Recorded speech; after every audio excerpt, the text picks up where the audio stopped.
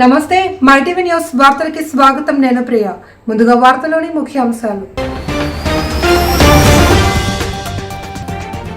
ఈ నెల 21న ప్రపంచం మొత్తం విశాఖ వైపే చూస్తుందన్న చంద్రబాబు.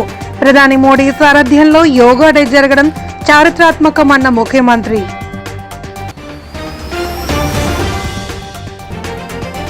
ఆంక్షల పేరుతో కూటమి ప్రభుత్వం ఇబ్బందులు పెడుతుందన్న జగన్. తాను పర్యటిస్తున్న ప్రాంతాల్లో పోలీసులను మోహరించి ప్రజలను అడ్డుకుంటున్నారని ఆరోపణ.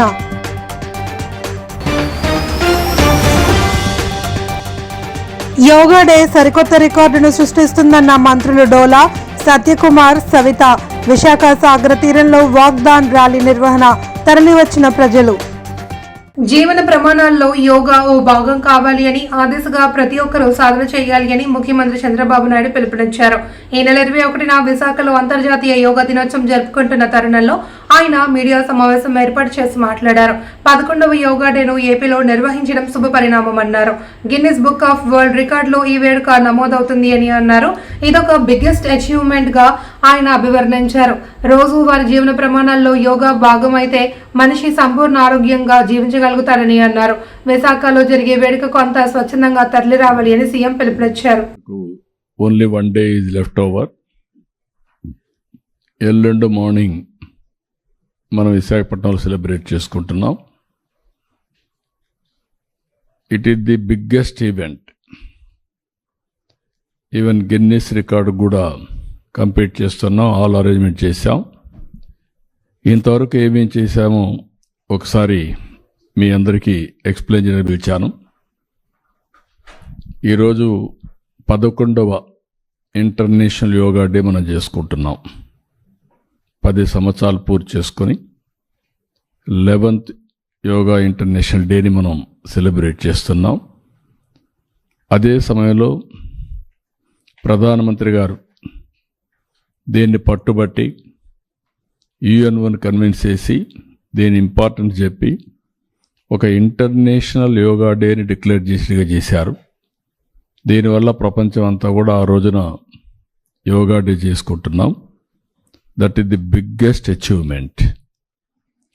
దాని మీద ఈరోజు అటు కేంద్రం కానీ ఇటు మనందరం కూడా ఆలోచించుకోవాల్సింది, ఇది డే టు డే లైఫ్లో భాగం కావాలి. మన లైఫ్ స్టైల్స్లో మనం ఇంటిగ్రేట్ చేసుకునే పరిస్థితి రావాలి. ఈరోజు ఫిట్నెస్ ఇవన్నీ మాట్లాడుతున్నాం.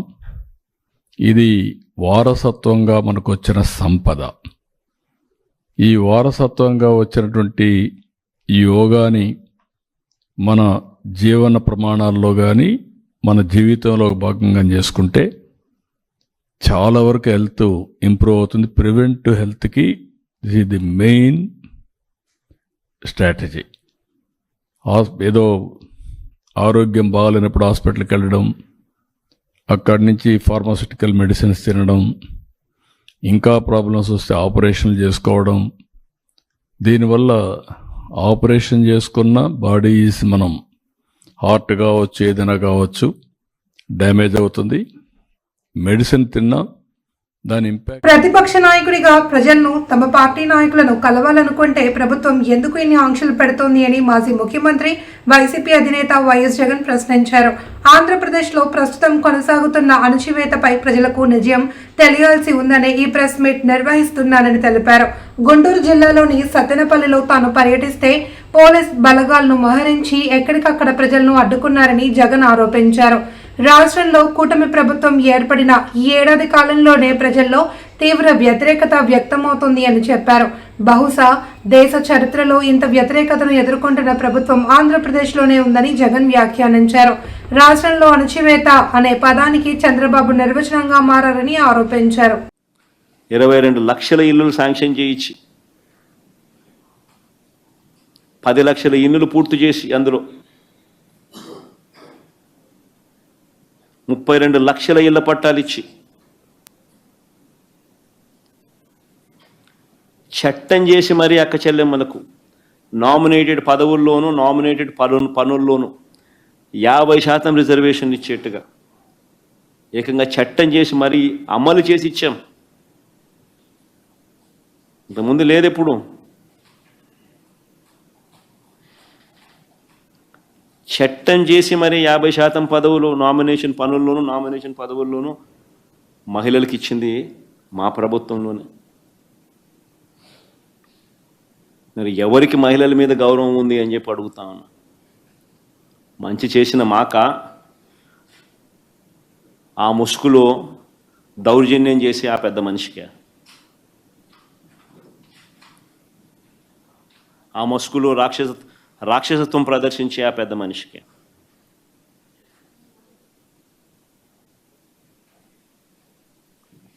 మహిళలంటే చంద్రబాబు గారికి గౌరవం లేదు సరిగదా. ప్రజలకైనా మహిళలకైనా సొంత కూతుర్నిచ్చిన మామకైనా వెన్నుపోటు పొడవడంలో మాత్రం ఆయనే సాటి. దేశ ప్రధాని నరేంద్ర మోడీ, రాష్ట్ర ముఖ్యమంత్రి చంద్రబాబు నాయుడు ఆకాంక్ష మేరకు ఈ నెల 21 విశాఖ వేదికగా నిర్వహించే అంతర్జాతీయ యోగా దినోత్సవ వేడుకలలో ప్రజలంతా స్వచ్ఛందంగా భాగస్వామ్యం కావాలి అని, సాగర్ తీరంలో సరికొత్త రికార్డు సృష్టించేందుకు సహకరించాలి అని రాష్ట్ర మంత్రులు డోలా శ్రీ బాలవీరాంజనేయ స్వామి, సత్యకుమార్ యాదవ్, సవిత పిలుపునిచ్చారు. ఆయుష్ శాఖ జిల్లా యంత్రాంగం ఆధ్వర్యంలో విశాఖ ఏయూ కన్వెన్షన్ హాల్ నుండి విశ్వప్రియ ఫంక్షన్ హాల్ వరకు నిర్వహించిన వాగ్దాన్ ర్యాలీలో మంత్రులు పాల్గొన్నారు. ఈ సందర్భంగా ప్రజలను ఉద్దేశించి మాట్లాడారు. కేంద్ర రాష్ట్ర ప్రభుత్వాలు అత్యంత ప్రతిష్టాత్మకంగా తలపెట్టిన కార్యక్రమాన్ని విజయవంతం చేయాల్సిన బాధ్యత అందరిపైన ఉందని పేర్కొన్నారు. ఆయుష్ సెక్రటరీ రాజేష్ కొచ్చా, స్పెషల్ సిఎస్ఎంటి కృష్ణబాబు, ప్రభుత్వ whip MLC Vepada Chiranjeevirao, mayor Peela Srinivas తదితరులు పాల్గొన్నారు.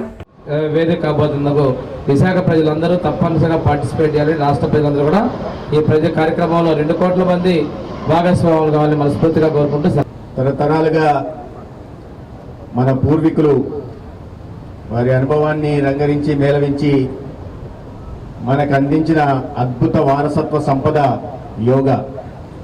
అయితే గత 10 సంవత్సరాలుగా యోగాకి అత్యంత ప్రాచుర్యం తెచ్చి ఐక్యరాజ్య సమితి ద్వారా ఒక యోగా దినోత్సవాన్ని ప్రకటింపజేసి ఇవాళ 170 పైగా దేశాలు అంతర్జాతీయ యోగా దినోత్సవం సందర్భంగా యోగాను ప్రాక్టీస్ చేయడానికి ముఖ్య కారణభూతులైన ఈ దేశ ప్రధాని గౌరవనీయులు నరేంద్ర మోడీ గారు 11వ అంతర్జాతీయ దినోత్సవం సందర్భంగా ఈ రాష్ట్ర గౌరవ ముఖ్యమంత్రి చంద్రబాబు నాయుడు గారి కోరిక మేరకు మన విశాఖపట్నానికి రాబోతున్నారు. ఒక అద్భుతమైన యోగా ప్రదర్శనకి విశాఖపట్నం వేదిక కానుంది. దాంట్లో విశాఖపట్నం నుంచి 5 లక్షల మంది పైగా భాగస్వాములయ్యి ఒక యోగాని ప్రపంచం విస్తుపోయేలాగా ప్రపంచం ముందు పెట్టే అవకాశం మనకు విశాఖపట్నం వాసులకు కలిగింది. ఇటువంటి అవకాశాన్ని మనం అందరము సద్వినియోగం చేసుకోవాలి. దీంట్లో భాగంగానే గత నెల రోజులుగా అనేక కార్యక్రమాల్ని రాష్ట్ర వ్యాప్తంగా నిర్వహిస్తున్నాం. అది థీమ్ బేస్డ్ యోగా కావచ్చు, లేదా మన ఆధ్యాత్మిక కేంద్రాలు కానీ, లేదా టూరిజం డెస్టినేషన్స్ కానీ, లేదా ప్లేసెస్ ఆఫ్ హిస్టారికల్ ఇంపార్టెన్స్ కానీ అనేక ప్రాంతాల్లో కూడా యోగాని మనం పాటిస్తూ యోగాని చేస్తూ ఈ రాష్ట్రంలో దాదాపు 2 కోట్ల మందిని భాగస్వాములు చేస్తూ కొన్ని రోజులుగా మనం చేస్తున్నాం. రిజిస్ట్రేషన్ చేస్తున్న సందర్భంగా 2 కోట్ల లక్ష్యాన్ని గౌరవ ముఖ్యమంత్రి గారు పెట్టినప్పుడు 2 కోట్లు సాధ్యమవుతుందా అనుకున్నాం. కానీ సగటున ప్రతిరోజు 10 లక్షల చొప్పున 20 రోజుల్లోనే 2 లక్షల మంది 2 కోట్ల మంది రిజిస్ట్రేషన్లు 21వ తేదీ నాడు యోగాలో భాగస్వామ్యం వహించడానికి చేసుకున్నారంటే ఈ రాష్ట్రంలో ముఖ్యమంత్రి గారు కానీ, లేదా ప్రధానమంత్రి గారు గత 10 సంవత్సరాలుగా చేస్తున్న కృషి కారణంగా యోగా పట్ల ప్రజల్లో ఎంతటి అవగాహన కలిగింది, యోగా ద్వారా జరిగే లబ్ధి ఏంటి. ఇప్పుడే మనం యోగా చేశాం. ఒక్కొక్క ఆసనం మన శరీరంలోని 2-3 భాగాల్ని అవయవాల్ని ఉత్తేజితం చేస్తుంది. కేవలం శారీరక ఆరోగ్యమే కాకుండా మానసిక వికాసానికి కూడా తోడ్పడుతుంది. ఇవాళ మారిన పరిస్థితుల్లో అనేక మానసిక రుగ్మతలు లోనవుతున్న నేపథ్యంలో చిన్న పిల్లలకి ఈ యోగాని ప్రాక్టీస్ చేయడం ద్వారా, ప్రాణాయామం నేర్పించడం ద్వారా వారిలో ఆ ఒత్తిడి తగ్గి ఏకాగ్రత పెరుగుతుంది. తద్వారా చదువు మీద ధ్యాస పెట్టగలరు. వల్లే యువతలు కూడా ఒక ఆత్మవిశ్వాసం పొందుతుంది. వయసు పెరిగిన వారిలో ఒక ఆరోగ్యకరమైన వాతావరణంలో వారు ఉండడానికి అవకాశం ఉంటుంది. యోగా అనేది కేవలం ఒకరు ఈ నెల రోజులుగా ఇటువంటి పెద్ద ఎత్తున ఇంతటి ప్రతిష్టాత్మకంగా యోగా దినోత్సవం నిర్వహించడానికి ప్రధాన కారణం ఏంటంటే యోగా అనేది ఏదో ఒక రోజు యోగా దినోత్సవం నాడు మాత్రమే జరుపుకొని తర్వాత మర్చిపోవడం కాదు. మన దైనందిక జీవితంలో దీన్ని ఏ రకంగా మనం తింటామో, ఏ రకంగా పడుకుంటామో, ఏ రకంగా కార్యాలయంకి వెళ్తామో, ఏ రకంగా టీవీ చూస్తామో ఆ రకంగా ప్రతిరోజు యోగా కోసం 1 గంట సమయాన్ని ఇస్తే అనారోగ్యం బారిన పడకుండా జాగ్రత్తలు తీసుకోవడానికి అవకాశం ఉంటుంది. ముఖ్యమంత్రి గారు ఎప్పుడు చెప్తుంటారు క్యూరేటివ్ మెజర్స్ కన్నా ప్రివెంటివ్ మెజర్స్ తీసుకోవాలని. అనారోగ్యం బారిన పడిన తర్వాత, ఆరోగ్యం చెడిపోయిన తర్వాత దానికి చికిత్స అందించడం కన్నా ఆ ఆరోగ్యాన్ని కాపాడుకుంటూ అనారోగ్యం మన దరిదాపులకు రాకుండా చూసుకోవాల్సిన బాధ్యత వ్యక్తిగతంగా మన అందరికీ ఉంది. కుటుంబంలో మన కుటుంబ సభ్యులను కూడా చూసుకోవాల్సిన బాధ్యత కూడా మన అందరికీ ఉంది. ఈ ఎల్లుండి జరగబోయే ఒక అద్భుతమైన ఈ ప్రదర్శనలో యోగా కార్యక్రమంలో మనం అందరం భాగస్వాములయ్యి అనేక రికార్డులను బ్రేక్ చేయాల్సిందే. కేవలం రికార్డులను బ్రేక్ చేయడం కోసం మనం ఇవాళ చేయట్లేదు.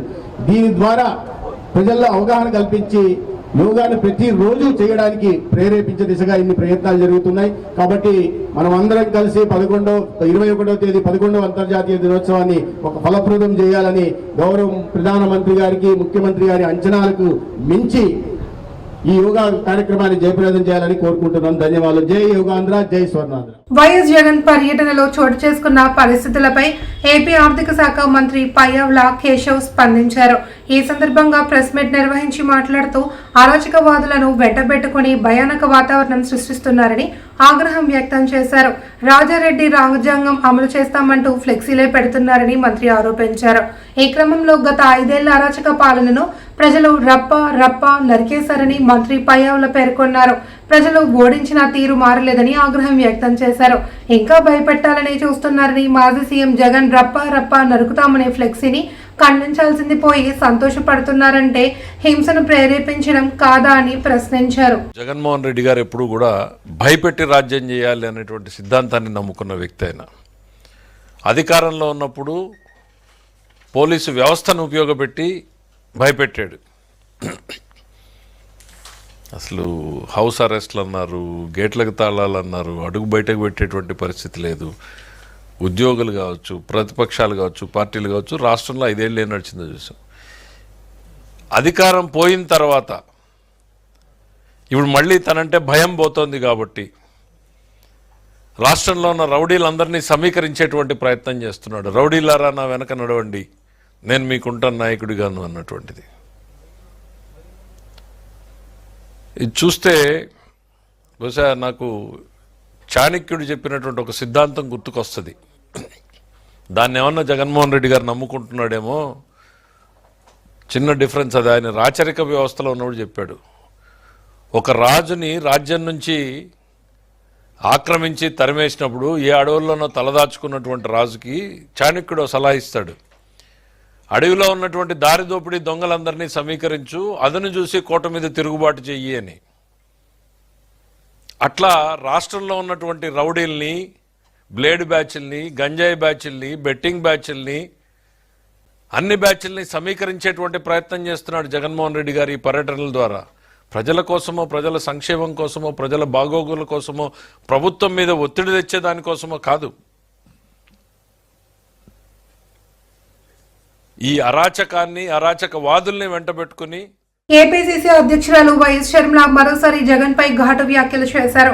విజయనగరంలో ఆమె మీడియాతో మాట్లాడారు. జగన్ బీజేపీకి దత్తపుత్రుడని వ్యాఖ్యలు చేశారు. అందుకే జగన్ పర్యటనలకు అనుమతులు ఇస్తున్నారని ఆరోపించారు. ప్రజా సమస్యలపై పోరాటాలు చేస్తే ఆంక్షలు కాంగ్రెస్ పార్టీకేనా అని ప్రభుత్వాన్ని ప్రశ్నించారు. రాజధాని మీద పోరాటం చేయాలి అనుకుంటే హౌస్ అరెస్ట్ చేస్తారని, స్టీల్ ప్లాంట్ కోసం చేస్తే దీక్షలు భగ్నం చేస్తారని మండిపడ్డారు. జగన్ పోలీసులను సైతం కొనగలడని ఆరోపించారు. ఆంక్షలన్నీ కాంగ్రెస్ పార్టీకి మాత్రమేనా? మేము రాజధాని మీద పోరాటం చేయాలనుకుంటే మమ్మల్ని హౌస్ అరెస్ట్ చేస్తారు. మేము స్టీల్ ఫ్యాక్టరీ మీద పోరాటం చేయాలనుకుంటే మా దీక్షలను భగ్నం చేస్తారు. ఆంక్షలన్నీ ఉట్టి కాంగ్రెస్ పార్టీకేనా? మరోవైపేమో జగన్మోహన్ రెడ్డి గారు పరామర్శల పేరు మీద బల ప్రదర్శన యాత్రలు చేస్తున్నా కూడా ఎటువంటి ఆంక్షలు ఉండవా? కారణం ఏమిటి? జగన్మోహన్ రెడ్డి గారు మోడీ గారి దత్తపుత్రుడు కాబట్టి ఆయనకి ఏ ఆంక్షలు ఉండవా? కాంగ్రెస్ పార్టీ ఒక్కటే ఈరోజు బీజేపీకి వ్యతిరేకంగా ధైర్యంగా నిలబడి పోరాటం చేస్తుంది కాబట్టి ఒక కాంగ్రెస్ పార్టీ మీదనే ప్రభుత్వం ఆంక్షలు విధిస్తుందా? చంద్రబాబు గారైనా పోలీస్ డిపార్ట్మెంట్ అయినా సమాధానం చెప్పాలి.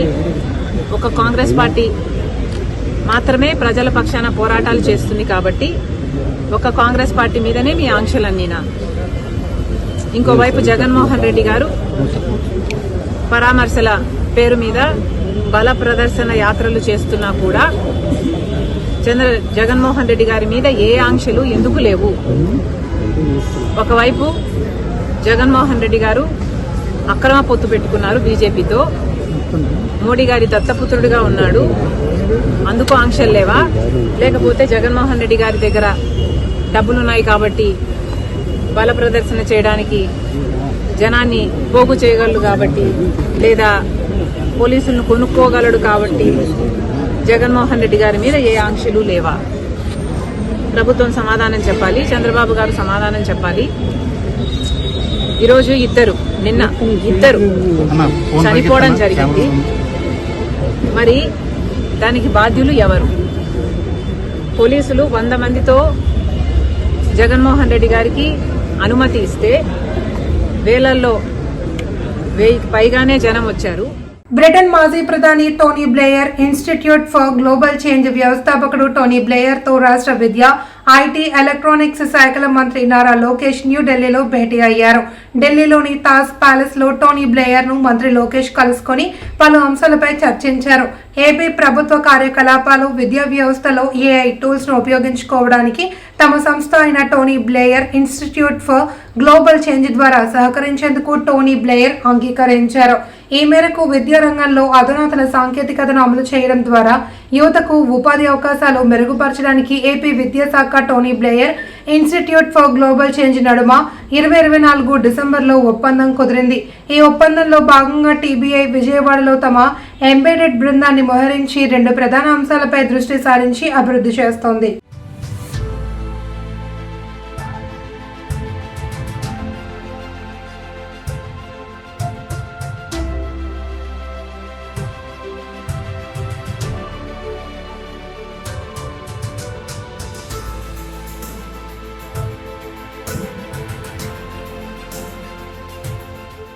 తెలంగాణ అవసరాలు తీరిన తరువాతనే రాయలసీమ ప్రాంతానికి న్యాయం జరగాలి అని కేసీఆర్ చెప్పారని, అయితే కేసీఆర్ మాటలు వక్రీకరించి రేవంత్ రెడ్డి తప్పుడు ప్రచారాలు చేస్తున్నారని మాజీ మంత్రి సింగిరెడ్డి నిరంజన్ రెడ్డి అన్నారు.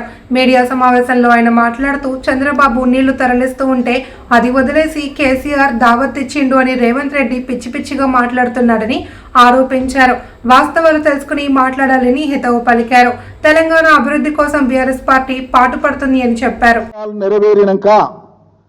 ప్రాథమికంగా మా ప్రయోజనం నెరవేరినాక, మా ఆకలి తీరినాక, మా దప్పు తీరినాక, మా సాగుబడి ఏలినాక తప్పకుండా మిగిలిన నీళ్లు ఇతర క్షామపీడిత ప్రాంతాలకు పోవాల్సిందే.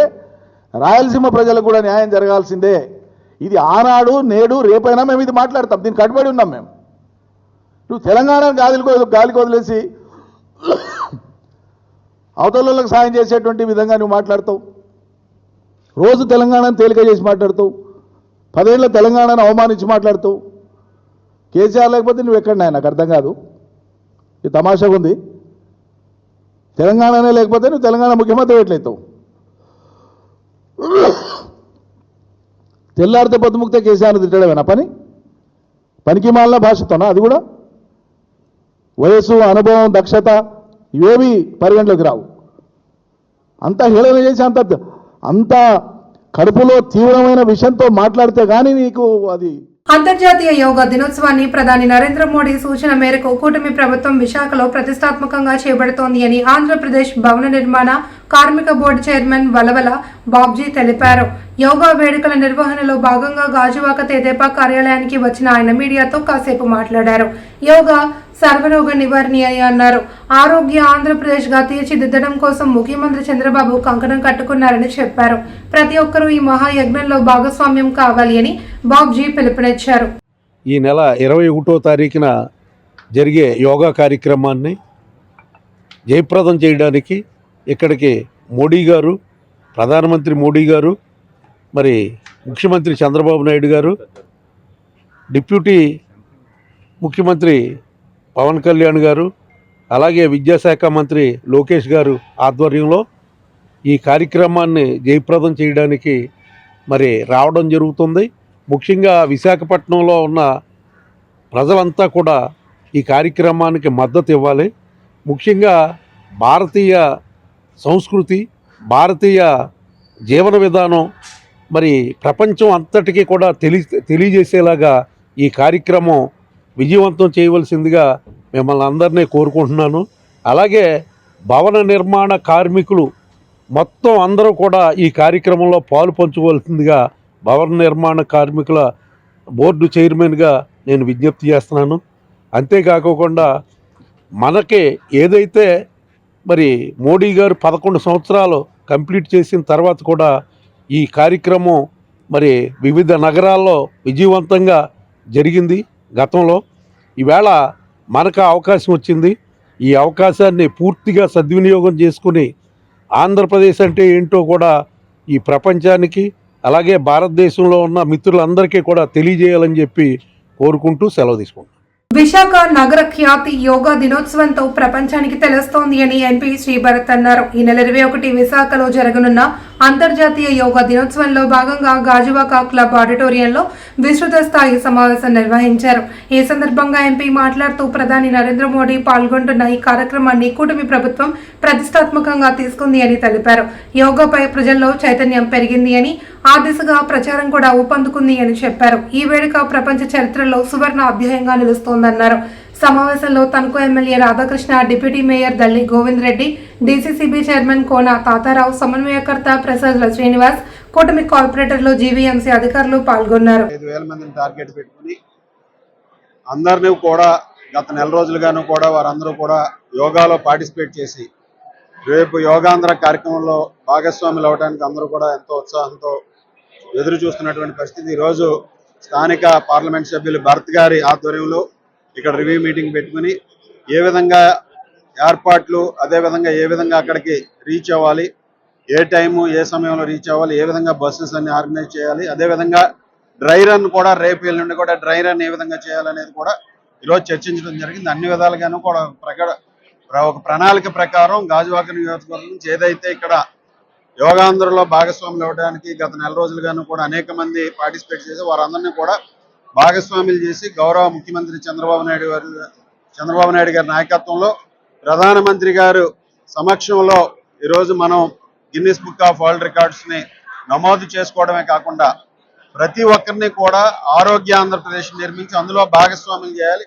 యోగా అతి ప్రాచీనమైనటువంటి మనకి తరతరాలుగా వస్తున్నటువంటి యోగాని ప్రతి ఒక్కరిలోనూ కూడా భాగస్వాములు చేసి వారిని మానసికంగా, శారీరకంగా దృఢంగా తయారు చేయనే లక్ష్యంతో యోగాంధ్ర కార్యక్రమాన్ని నిర్వహించడం జరుగుతుంది. ఇది విజయవంతం చేసి రాబోయే రోజుల్లో ఇది కేవలం ఈ తరానికే కాకుండా భవిష్యత్ తరాలకు కూడా యోగాను అందించి ప్రతి ఒక్కరిని కూడా ఆరోగ్యంగా ఉంచాలనే లక్ష్యంతో ఈరోజు చంద్రబాబు నాయుడు గారు ముందుకు వెళ్తున్నారు.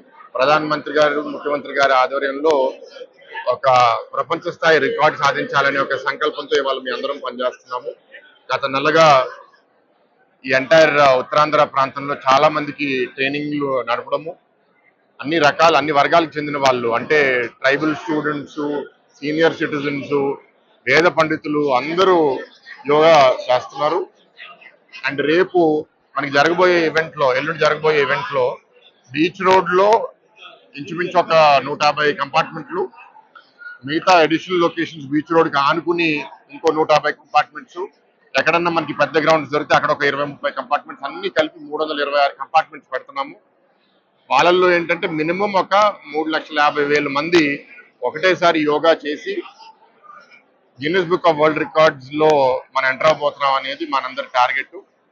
ఇప్పుడు ప్రభుత్వము అండ్ పొలిటికల్ లీడర్షిప్ అంతా కలిసి చాలా పకడ్బందీగా ఆర్గనైజ్ చేస్తున్నారండి. బహుశా ఆంధ్రప్రదేశ్లో ఇంత పెద్ద ఈవెంట్ ఆర్గనైజ్ చేయడం ఎప్పుడు జరుగుండదు. ఎందుకంటే it is not number of people, వాళ్ళందరూ వచ్చి యోగా అక్కడ చేసి టైంకి చేయాలి. మళ్ళీ ఒక పబ్లిక్ మీటింగ్ ఏంటంటే 5 PM అంటే 6 PMకి వచ్చినా పర్వాలేదు. ఇక్కడ యోగా 7కి స్టార్ట్ అవుతుందంటే 7 షార్ప్, 7:45కి అయిపోతే ఇంకా అయిపోయినట్టు, దాని తర్వాత ఇంకా రికార్డింగ్ లేదు. మీడియా మిత్రుల ద్వారా కోరేది ఏంటంటే మీరు ప్రజలందరికీ తీసుకెళ్లాల్సిన మెసేజ్, అందరూ ఆహ్వానితులు. మిమ్మల్ని ఆహ్వానించేది ఏదో రికార్డు కోసమే కాదు, మీ ఆరోగ్యం కోసం.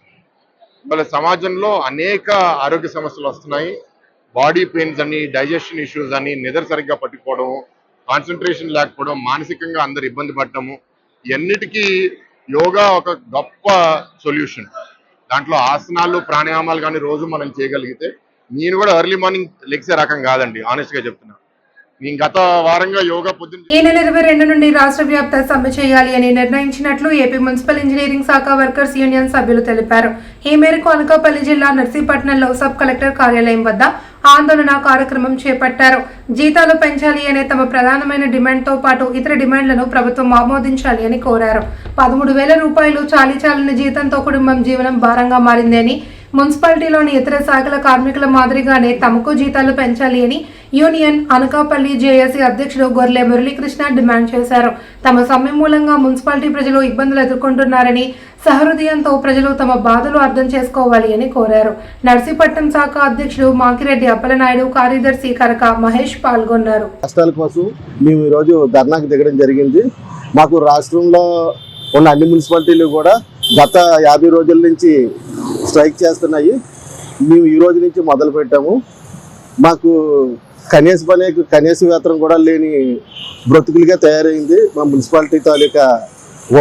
వాటర్ వర్క్స్ అయితేనేమి, ఎలక్ట్రికల్ డిపార్ట్మెంట్ అయితేనేమి, ఇతర విభాగాలు అయితేనేమి, మా ఈ 13,000 రూపాయల జీతంతో చాలని జీతాలతో కటకన బతుకులుగా తయారయ్యాయి.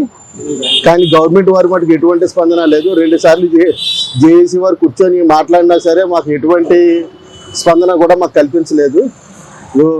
ఇంకా ముందుకి మా తాలూకా అనేక రకాలుగా మేము నిరసన తెలపడానికి ముందున్నాం. రేపు 22వ తారీఖున రాష్ట్ర వ్యాప్తంగా బంద్కు పిలుపునిస్తున్నారు. దానికి మేము కార్యాచరణగా ఎలా ముందుకు వెళ్ళాలి, ఏం చేయాలనేది మేము ముందుగా ప్రెస్ వారికి అలాగే డిపార్ట్మెంట్ వారికి కూడా చెల్లిస్తున్నాము. 22వ తారీఖు నుంచి బంద్కు పిలుపు మేరకు ఇచ్చే మట్టుకు నర్సీపట్నం ప్రజలకి చెప్పే విషయం ఏంటంటే, వాటర్ సప్లై కానీ, స్ట్రీట్ లైటింగ్ కానీ ఆపమానికి మాకు పైనుంచి ఆదేశాలు వచ్చాయి. కానీ రాష్ట్ర వ్యాప్తంగా పైనుంచి వచ్చిన ఆదేశాల మేరకు మేము పాటిస్తున్నాం తప్పితే ప్రజల మీద కానీ, అధికారుల మీద కానీ మాకు ఎటువంటి దురుద్దేశం లేదు. కేవలం మా జీతాల కోసం మేము పోరాటం చేస్తున్నాం అంతే. అన్ని డిపార్ట్మెంట్ల వారు అందరికీ బాగానే ఉంది, కానీ ఒక మున్సిపాలిటీలో పనిచేస్తున్న ఇంజనీరింగ్ విభాగం మట్టుకి వాళ్ళకి చాలా జీతాలతో బతుకుతున్నారు. మాకు నిర్ణయం వచ్చిన విషయం ఏంటంటే, మా డిపార్ట్మెంట్లోనే 5 రిటైర్మెంట్ అయిపోయారు, తీసేస్తున్నాము వచ్చి నెలకని చెప్తున్నారు. వాళ్ళు ఇంచుమించుగా పంచాయతీ నుంచి 1,200 రూపాయల జీతంతో మొదలు పెట్టారు. ఎప్పుడైనా మున్సిపాలిటీ అవ్వకపోతుందా, పర్మనెంట్ అవ్వకపోతుందా అని ఎంతో ఆశతో ఉన్నారు. ఇప్పుడు వాళ్ళు రిటైర్మెంట్ అయిపోతుంటే మాకే బాధగా ఉంది. ఎన్నోసార్లు అవకాశాలు వచ్చినా ఉన్న ఊర్లో ఉన్న ఉద్యోగం చేసుకుంటే మంచిది, ఏదో రకంగా ముందుకు వెళ్ళొచ్చన్న ఇదితో ఉండేవారు. ఇప్పుడు వాళ్ళని చూస్తుంటారు, ఇప్పుడు అదే పరిస్థితి మాకు కూడా వస్తుంది.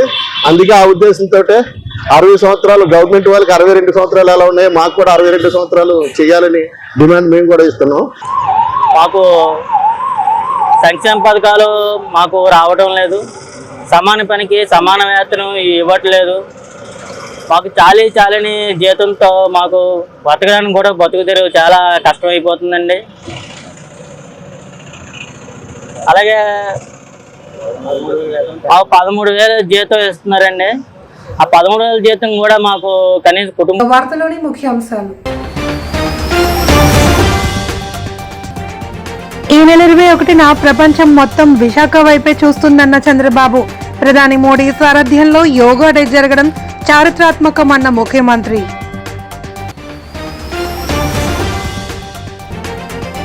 ఆంక్షల పేరుతో కూటమి ప్రభుత్వం ఇబ్బందులు పెడుతుందన్న జగన్. తాను పర్యటిస్తున్న ప్రాంతాల్లో పోలీసులను మోహరించి ప్రజలను అడ్డుకుంటున్నారని ఆరోపణ.